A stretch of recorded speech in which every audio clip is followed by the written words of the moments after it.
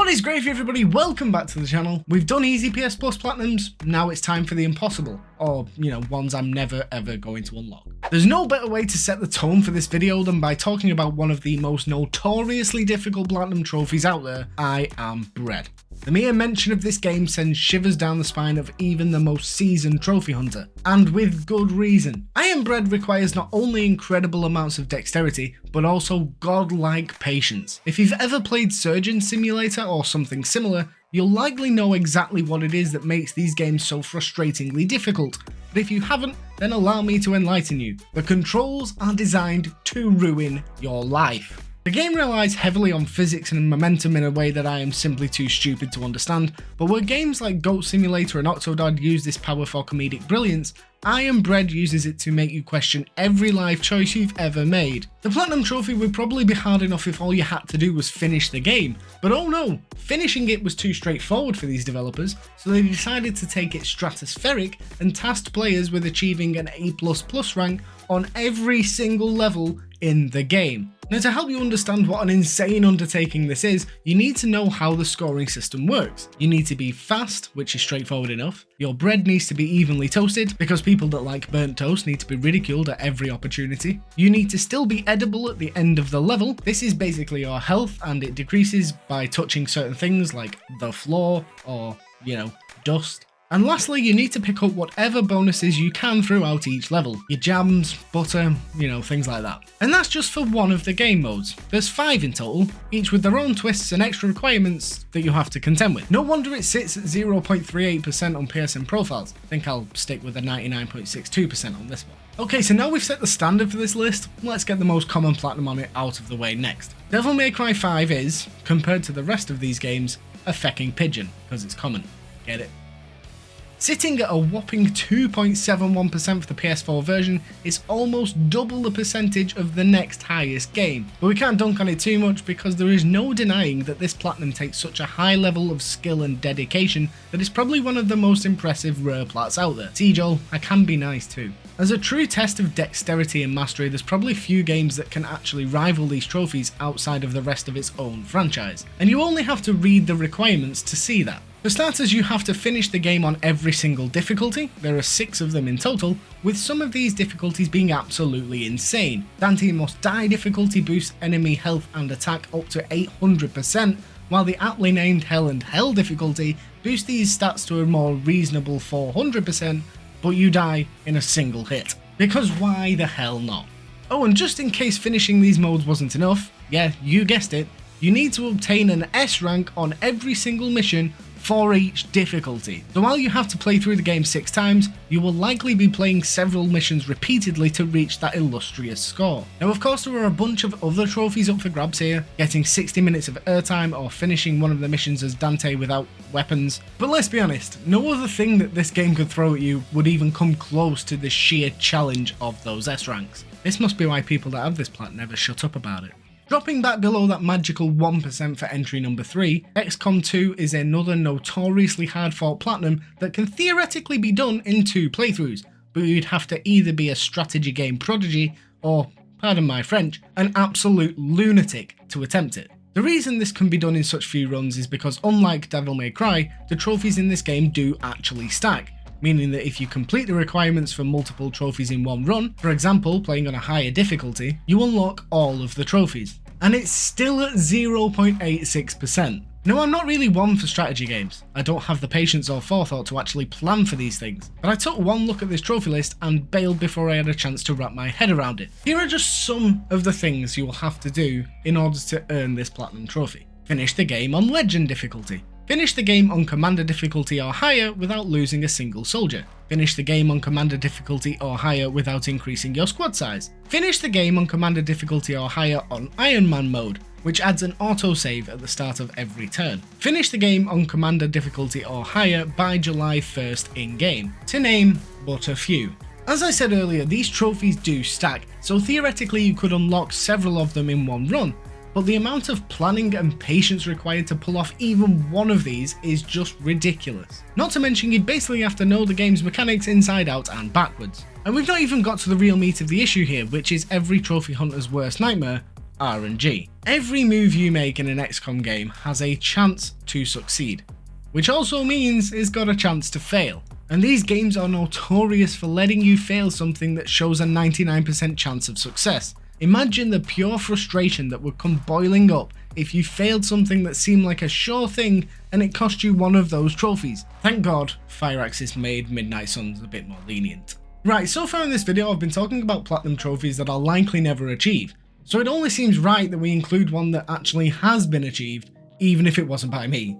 So I'm going to pass you over to someone that knows far more than me about basically everything. There's a lot of debate in the trophy hunting community about difficulty. Some games are quite tough for a first time player, see Dark Souls, but their platinum trophy will actually be really easy by comparison. Like, in Dark Souls, all you have to do is finish the game 2.5 times, and if you can finish the game, you can get the plat. You know, it's quite a straightforward connection. On the other hand, you have games like Overwatch, which is very easy to pick up and play. You know, you can win matches, you can play for thousands of hours, but many of the trophies require not only Herculean skill, but also insane luck, meaning that many people who have played the game for hundreds, if not thousands of hours, still don't have most of the trophies. We also see disagreements in terms of what is a hard game. Hard can be skill-based, memory-based, muscle memory-based, see Crash Bandicoot 4, where you need to master an extremely linear route that is designed and refined to be identical every single time. It's not only about mastering the game's mechanics, but also mastering each and every individual level. But hard can also be RNG-based. Platinums that are so difficult that many trophies are entirely down to luck, no matter how good you are, and you need to practice over and over again for tens or even hundreds of hours until you have it. The reason that John Wick Hex is so difficult is because it sits squarely in the middle of this quadrant of misery. John Wick Hex is a hard game with even harder trophy requirements, and while mastery of its base mechanics is important, you will be sitting at the whim of RNG for the majority of your time grabbing the trophies for this game. I'd say John Wick Hex is at best 50% skill, 50% luck, sometimes 40-60, sometimes 30-70, sometimes even 10-90. But almost always the deciding factor will be luck. To earn the platinum on John Wick Hex, you need to complete all 6 of the main story's levels, and you need to earn the Baba Yaga rank on each one of them. This means no heals, under a time limit, with a set amount of weapons, and above a specified amount of accuracy. You can do all of these requirements on 4 separate runs if you really want to sit and do each level 4 separate times, but it's specifically the no heal run that is going to absolutely ruin you. Although some levels have set enemies in set positions, many of them don't, with randomized, constantly respawning enemies flooding every available doorway. Many chapters in these levels will be so miserable that trial and error does not adequately describe it, because you're not learning anything each time you try, since your next try will be against often an entirely different arrangement of monsters. I would consider it more die and retry. John Wick can have at most 8 HP, and if you are below 3 HP when you reach the end of a chapter, you will spawn with 3 HP at the start of the next chapter. In most cases, this means that you will take 2 hits before you die. I mean, some guns will kill you in 1 hit, but they'll take a longer amount of time to fire. Enemies can hit you from anywhere that they have line of sight. Often, this is just completely out of your control, because you will be caught out of cover. In some cases, you have to just rely on enemies to miss as you run through a room. Sometimes you walk into a room and there are 3 dinguses in tweed playing poker together, and then you easily just smack them up. But sometimes you'll walk into a room and there will be 6 armored blokes with insta-kill shotguns, and they will kill you on the spot, and all you can do is die in a lot of situations. Some levels you can walk through in a single attempt, and some levels, like Osborne's boss fight, which is a single penthouse floor, will take you 3 or 4 hours to clear on a no-heal run without dying. The game is honestly kind of bullshit. It's cruel, it's incredibly unfair, but in my opinion, it did not need infinitely respawning enemies to be any harder than it already was, because it is foul. Somehow you will finish it and look back on a playtime that is like at most 25 hours, but you will walk out of those 20 hours an entirely changed person. Forever. Well, now I regret buying this game. Twice. If you haven't already, make sure to go check out Mert's channel. Link will be in the description. Go now. Who would have thought that a game series that started in the 1980s would spawn one of the most demanding platinum trophies on the planet? Well, we don't have to think, because Tetris Effect exists, and it's brutal. Sitting at a meager 0.48% on PSN profiles, this platinum is not only insanely hard to achieve, but is also going to take players upwards of 150 hours to unlock. Yes, that's right, 150 hours of falling blocks. Now at this point in the video, we've got a bit of a recurring theme going on, the idea of getting maximum rank on all levels. And that again is key to Tetris Effect's rarity. In order to obtain this ludicrously rare platinum, you will need to not only complete all levels, but obtain SS rank on each of them, which, you guessed it, basically means you have to become the ultimate Tetris machine. One half of this challenge probably isn't that bad. For the game's journey mode, you can obtain SS ranks on the easiest difficulty. The other game mode, however, will more than likely break you.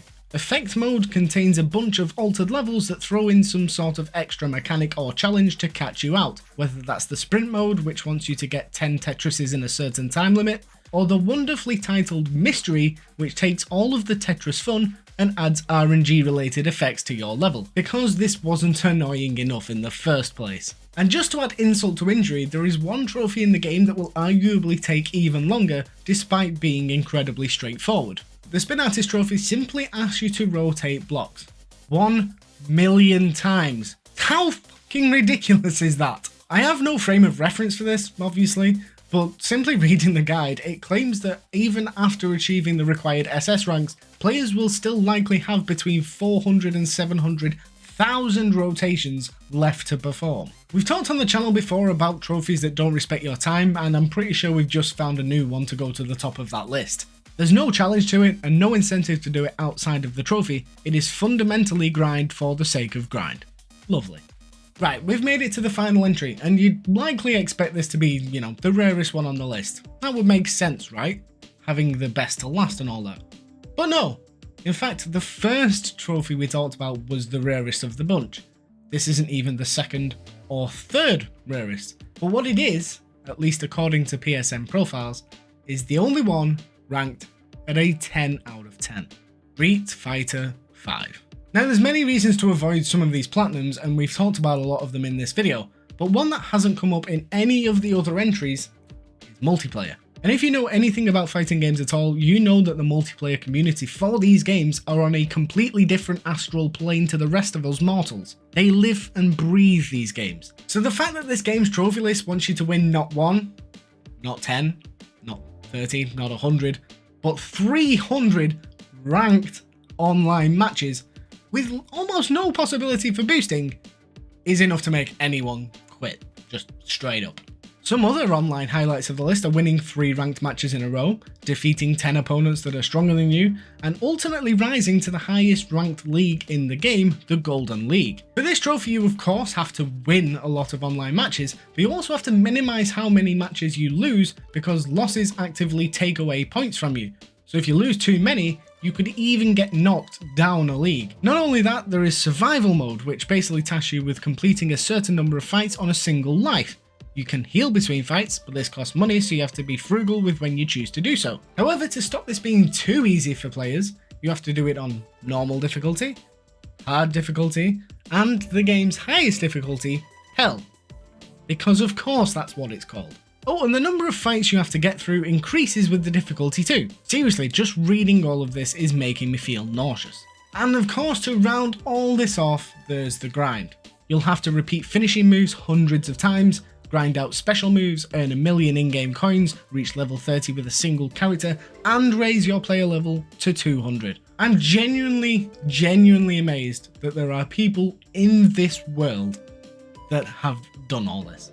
I can't wrap my head around it. But that is it for this list of impossible PlayStation Plus Platinums. Big thank you to MertKayKay for providing some actual knowledge to my usual bullshit. Make sure to go check out her channel if you haven't already. She makes incredible retrospective videos and plays all the hard games I'm too scared to go near. If you enjoyed the video, please make sure to hit that like button. If you're new, consider subscribing. If you're not sure what to watch next, I highly recommend this video right here. As always, thank you so much for watching, and I will catch you all next time.